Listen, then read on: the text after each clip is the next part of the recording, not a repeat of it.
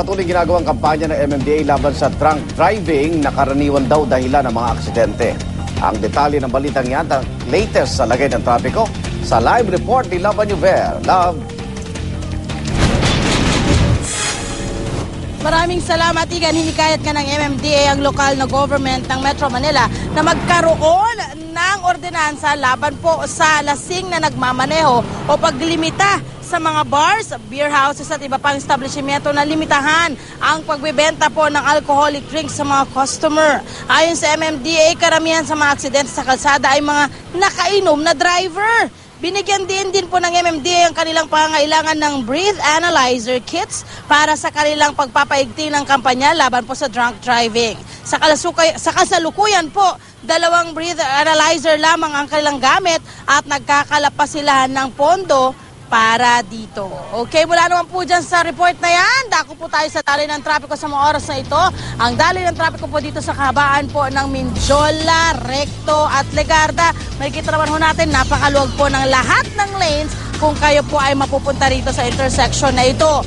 Via GMA Traffic System sa North Luzon Expressway sa may Balintawak, na kung saan meron pong nangyari aksidente. May kita natin sa kaliwang bahagi ngayon, yung mga patungo po ng A. Bonifacio at patungo ng umakyat ng EDSA. Tuloy-tuloy pa naman ang daloy ng trapiko at yung kanang bahaging lane patungo ng norte at yung umakyat sa ating flyover patungo ng Valenzuela, wala pa namang masyadong problema, tuloy-tuloy pa rin. Sa may EDSA Kamuning flyover mga kapuso, yung kaliwang bahagi patungo ng monumento, maayos din at tuloy-tuloy. Yung kanang bahagi, syempre pa, may kita ho natin nagkakaroon na ng pagbigat ng daloy ng trapiko, lalo na sa unahang bahagi, no? Yung mga patungo na po ng Cubao.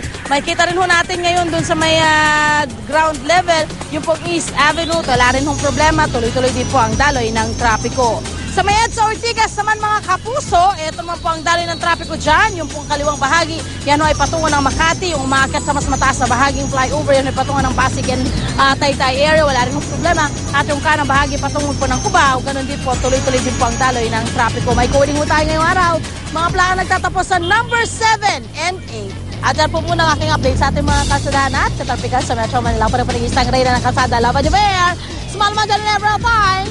Balik sa'yo, Igan. Maraming salamat, Love Anuver.